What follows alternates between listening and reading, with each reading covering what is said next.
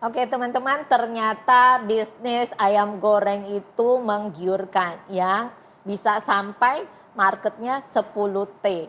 Tapi akhir-akhir ini saya lihat ada yang namanya Arabic fried chicken. Nah saya kepingin tahu nih kenapa Pak Rusdi ini tertariknya sama Arabic fried chicken. Bukan fried chicken yang lain. Bukan Javanese fried chicken. Bukan Sundani fried chicken. Bukan Chinese fried chicken. Tapi Arabic fried chicken gitu. Gimana tuh Pak? Jadi gini Bu, kalau berdasarkan historik yang kita jalanin, usaha yang sampai saat ini kita jalanin, itu industri makanan, terutama nasi kebuli, itu mulai booming tuh tahun 2021. Oke, karena Pak Rusdi sendiri juga punya outlet yang nasi kebuli ya. Betul. Oke. Dan nasi kebuli ini waktu masuk 2021 belum banyak pemain di situ. Oke, 2021. Iya, 2021. Itu pada saat pandemi dong. Pada saat pandemi, Bu. Oke. Jadi pada saat pandemi di situ banyak customer kita itu berkembang di situ. Karena customer kan nggak bisa kemana-mana, sehingga take away online itu meningkat luar biasa. Nah makanan-makanan yang mengarah ke Arabic ini juga meningkat luar biasa. Mungkin juga ada sentimental, ada kedekatan dari sisi agama, religi segala macam kali ya Pak ya. Nah jadi Pak Rusdi melihat ini sebagai peluang Arabic fried chicken ini. Karena kan semakin bertambahnya tahun 2021, 22, 23, 24 itu berkembangnya luar biasa. Jadi nasi kebuli itu cukup signifikan berkembangnya. Jadi kita ngeliat peluang ini, kenapa nggak kita konversi fried chicken yang ada? Karena kalau kita lihat, kalau Ibu mungkin ke Mekah, ke Madinah, di situ kan ada satu brand besar, luar biasa itu dan antusiasmenya. Dan semua orang kepengen makan, betul, sampai ngantri-antri nggak mau, ya kan? Bahkan bisa just tip, bayar lebih mahal nggak apa-apa, gitu. Nah, sekarang nggak perlu lagi Bu. Sekarang ya bisa beli di Kapa, bahkan istilahnya ya, yang saya tantang Pak Rusdi tadi itu bisa punya bisnisnya Bu. Oke, jadi karena begini tadi kalau Pak Rusdi kan melihat peluang bisnisnya, marketnya besar, kemudian juga ada sentimental value-nya, maka dikembangkanlah Arabic fried chicken. Tapi di lain sisi kan berarti juga tadi katakan kepingin ini masyarakat juga ikut terlibat dari bisnis ini. Nah kepingin tahu sih Pak Sus sama Pak Rusdi ini yang ditawarkan apa sih buat masyarakat? Iya.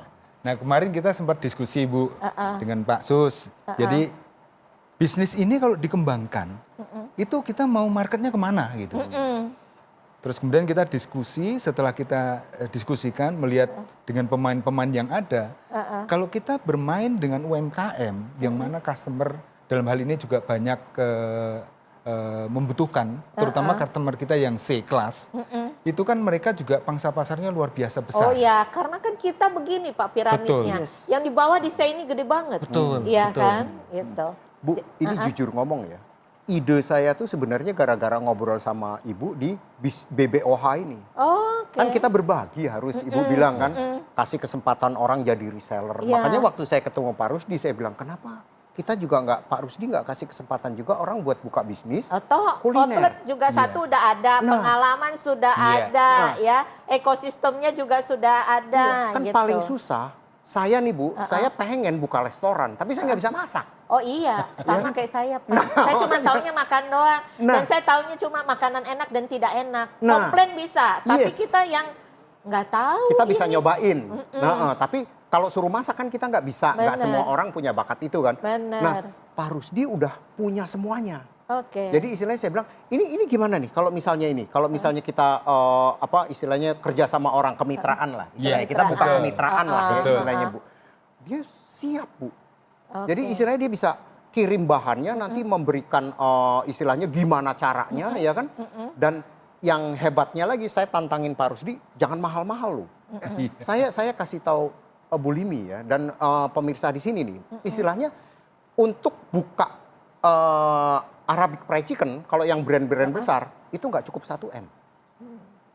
Lah Kalau kita sewa tempat aja sudah berapa, Pak? Nah, kalau kita ngomong yang seperti itu kan terbatas, dan Bu. Permasalahannya juga begini, Pak. Kalau misalnya membuka restoran, nggak mungkin kita sewa hanya setahun. Nah, 2 tahun pun, belum. 2 tahun pun kita masih dakdikduk. Karena apa? Begitu kita pindah, itu kan kos pindahnya juga besar. Dan kita itu mendapatkan pelanggan juga kan butuh waktu, kan, Pak?